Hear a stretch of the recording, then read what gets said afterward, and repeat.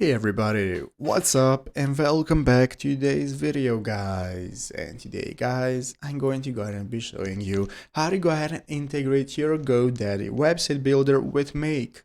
This is a very simple thing to do, so make sure to watch this quick and easy video till the very end, follow my steps correctly, so you can make sure this works the same for you and you can do this yourself. But yeah guys, let's get straight into it.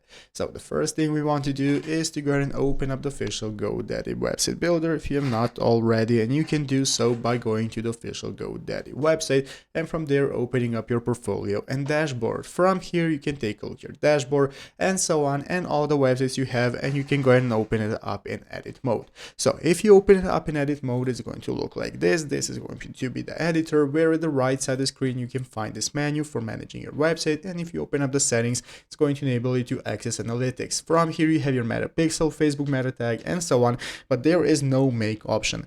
So what you have to do is go to the official Make website. Here, as you can see, we have a page dedicated to this where we can get started connecting GoDaddy integrations directly with make.com. So what you want to do is go into the integration section right here, open up GoDaddy and click get started free.